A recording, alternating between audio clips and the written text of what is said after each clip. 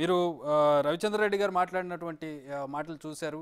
ఈరోజు జరిగినటువంటి మీకు భయం వేసి ఓటర్లను ఆపే ప్రయత్నంతోటి దాడులు జరిగాయి. అలాగే ఈరోజు తెనాలిలో జరిగినటువంటి ఘటన కూడా ఆయన క్లోజ్డ్ ఇష్యూ అంటున్నారు. ఆయన నేను కొట్టాడు, ఈయన ఆయన కొట్టాడు, క్లోజ్డ్ ఇష్యూ అంటున్నారు ఆయన. అంటే ఒకటండి, ముందుగా మీకు ప్యానెల్లో పెద్దలు, అదేవిధంగా బిగ్ టీవీ వీక్షకులందరికీ కూడా శుభ సాయంత్రం.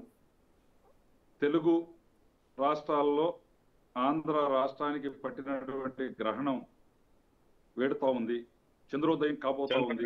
ఈ శుభ సమయంలో అందరికీ కూడా శుభ సాయంత్రాలు తెలియజేస్తా ఉన్నాను.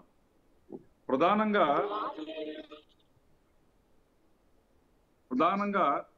ఇక్కడ విషయం ఏంటంటే, ఇప్పుడు రవిచంద్రారెడ్డి గారు మాట్లాడిన దానికి కౌంటర్ చెప్పటము, లేకపోతే మా ఇద్దరి మధ్య ఆర్గ్యుమెంట్స్ అనేది నేను కౌంటర్ అడగట్లేదు సార్. మీ స్టాండ్ ఏంటిది ఈ విషయంలో? ఈ రోజు నేను అదే చెప్తాను. నేనేంటంటే ఫస్ట్ మొట్టమొదటిగా తెలుగు జాతికి నేను శిరస్సు వంచి చేతులు జోడించి నమస్కరిస్తున్నా. ఎందుకంటే రాష్ట్రాన్ని కాపాడుకోవడానికి, అంటే ఒక ఆస్తి హక్కు ఎలానో, ఒక ఉద్యోగ భద్రత ఎలానో, ఒక వ్యాపారం ఎలానో, అదే విధంగా ఓటు కూడా ఒక హక్కు, నా ఆస్తి. దీని ద్వారా ఈ మార్పు తీసుకురావాలి అనేటువంటి చైతన్యాన్ని క్రమంగా పెంచుకుంటూ వస్తుంది తెలుగు జాతి. మీరు చెప్పినట్టు ఖచ్చితంగా కూడా 80% క్రాస్ అవుతుంది. మనం చూసినట్టయితే 2004లో 63.9% ఓటింగ్ ఉంది, 2009లో 72.7% ఉంది, 2014లో 78.4 ఉంది, 2019లో 79.8 ఉంది. ఈ రోజు 80ని క్రాస్ అయ్యేటువంటి పరిస్థితి వచ్చింది. అంటే తెలుగు జాతి ఓటర్లు చైతన్యవంతం అయ్యారు, తమ ఓటు హక్కుని వినియోగించుకొని ఈ రాష్ట్రంలో సమూలమైనటువంటి మార్పులు తీసుకురావాలి, రాష్ట్రాన్ని బౌలకమైనటువంటిది భావించారు కాబట్టి పెద్ద ఎత్తున పోటెత్తారు.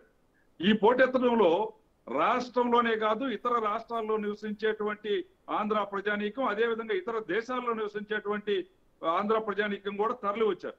ఇది గతంలో తిరుపతి ఎన్నికలకి రాష్ట్రం నలుమూలల నుంచి వెళ్ళి ఓట్లు వేసినట్టు కాదండి.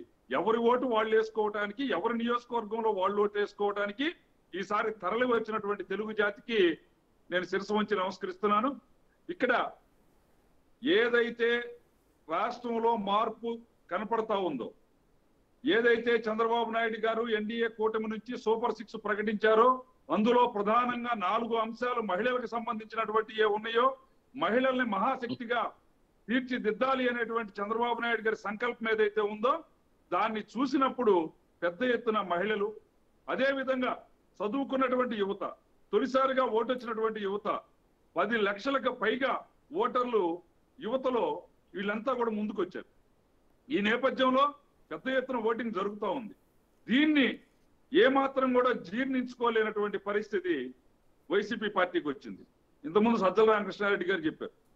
అసలు వారు చెప్పినటువంటి మాటలైతే, అసలు ఆ ముత్తైదు కబుర్లు అయితే అవి వినే కాదు. గత 5 సంవత్సరాలుగా ఈ రాష్ట్రంలో తెలుగుదేశం అరాచకాలు చేసిందా, వైసీపీ అరాచకాలు చేసిందా? ఎక్కడైనా ఏ పోలీస్ స్టేషన్ లోనైనా తెలుగుదేశం పార్టీ అరాచకం చేస్తే, వైసీపీ మీద దాడులు చేస్తే ఒక్క కేసు నమోదైందా ఈ రాష్ట్రంలో? తెలుగుదేశం వాళ్ళు దాడులు చేశారని ఒక కేసు ఉందా ఈ రాష్ట్రంలో? తెలుగుదేశం వాళ్ళ మీద ఈ రోజు జరిగిన ఘటనలు చెప్పండి. రవిచంద్రారెడ్డి గారు పెద్దగా ఏం జరగలేదు, చెదురుమదురు ఘటనలు అంటూ ఉన్నారు. మనం విజువల్స్ లో చూస్తుంటే పెట్రోల్ బాంబులు వేసుకున్నారు నరసరావుపేటలో, రాళ్ళు కర్రలు పట్టుకొని అక్కడ రెడీగా ఇప్పటికీ చదలవాడ గారి హాస్పిటల్ ముందు, అటుపక్క గోపిరెడ్డి గారి 100-200 మంది. నేను జస్ట్ మన డిబేట్ స్టార్ట్ అయ్యే ముందే నేను మా రిపోర్టర్ని కాంటాక్ట్ చేసి లైవ్లో తీసుకొని మాట్లాడా. సాయంత్రం నేను లైవ్లో కూర్చున్నప్పుడు చూశాను, 12 ఏళ్ల కుర్రాడు కర్ర పట్టుకొని దానికి రాడ్డు కట్టి నిలబడి ఉన్నటువంటి పరిస్థితి. అక్కడ ధ్వంసం జరిగినట్టు, వాహనాల ధ్వంసాలు జరిగినటువంటి పరిస్థితి. అటు గోపిరెడ్డి గారి హాస్పిటల్ ధ్వంసమైంది, ఇటు చదలవాడ వాహనాలు ధ్వంసం అయ్యాయి. రవిచంద్రారెడ్డి గారు అసలు చాలా చెదురుముదురు ఘటనలు ఇవి అనవసరంగా హైలైట్ అవుతున్నాయని చెబుతూ ఉన్నారు. కాదండి, చివరి ఆశగా విధ్వంసానికి వైసీపీ పార్టీ తెరదీసింది. మనం గతంలో చూసినట్టు పొంగనూరులో అయితేనేమి, అదేవిధంగా తాడిపత్రులు అయితేనేమి, మాచర్లలో అయితేనేమి, రోడ్డు మీద ఒక మేకను కోసినట్టు, ఒక కోడిని కోసినట్టు గొంతులు కోసినటువంటి సందర్భాలని మనం చూసాం. అక్కడ ఒక యాదవ